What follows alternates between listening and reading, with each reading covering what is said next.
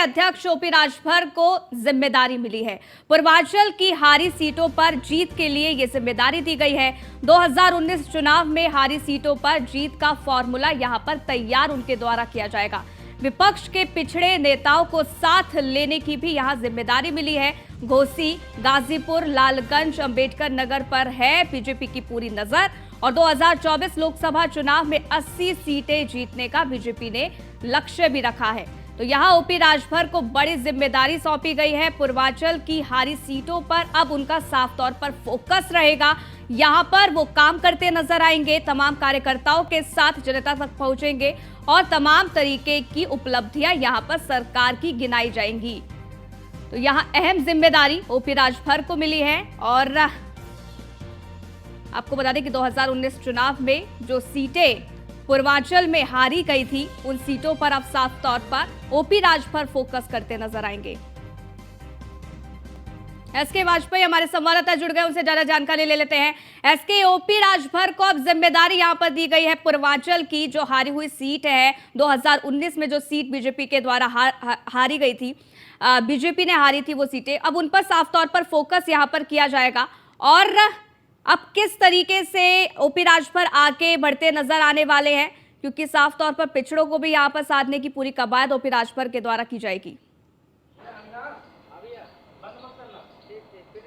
बिल्कुल, अगर निश्चित तौर पर हम देखें तो भारतीय जनता पार्टी 2024 को लेकर एक एक कील कांटे को दुरुस्त कर रही है। यही एक वजह है कि अगर हम पूर्वांचल में देखें तो पूर्वांचल में भारतीय जनता पार्टी ने निषाद को पहले ही साथ ले रखा है। अपना दल की अनुप्रिया पटेल पहले ही उनके साथ हैं।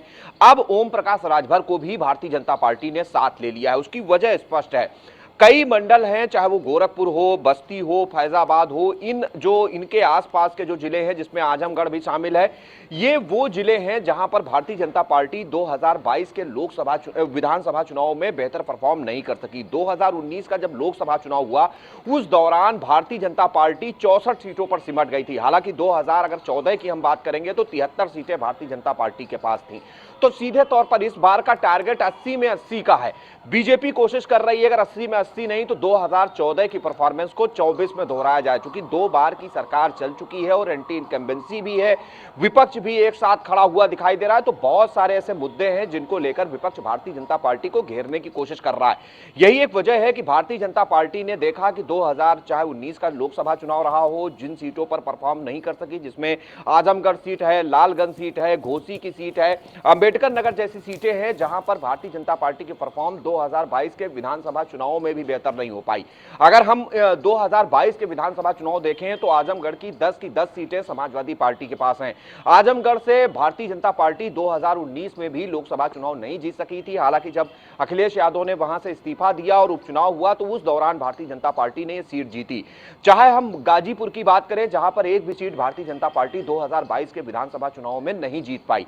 तो सीधे तौर पर ओम प्रकाश राजभर को साथ लाया गया है। कोशिश की गई है कि उन सीटों पर जहां भारतीय जनता पार्टी 2019 के लोकसभा या 2022 के विधानसभा चुनाव में बेहतर परफॉर्म नहीं कर सकी, वहां पर ओम प्रकाश राजभर के जरिए अपनी स्थिति को मजबूत किया जाए। और बीजेपी ने 2022 के विधानसभा चुनाव के दौरान देखा भी है कि ओम प्रकाश राजभर जब समाजवादी पार्टी गठबंधन के साथ खड़े थे उस दौरान बेहतर परफॉर्म समाजवादी पार्टी गठबंधन ने वहां पर की थी। और बीजेपी को कहीं न कहीं अगर सबसे ज्यादा नुकसान झेलना पड़ा तो वो पूर्वांचल में झेलना पड़ा था। बिल्कुल, और यही वजह है कि ओपी राजभर को वो लेकर आए हैं और पूरी तरीके से ओपी राजभर को जिम्मेदारी भी यहाँ पर दे दी गई है पूर्वांचल की, जहां पर वो तमाम तरीके के दौरे करते नजर आएंगे और इस दौरान वो कार्यकर्ताओं के साथ जनता तक भी पहुंचेंगे, उपलब्धियां भी गिनवाएंगे। बहुत बहुत शुक्रिया इसके हमारे साथ जुड़ने के लिए, जानकारी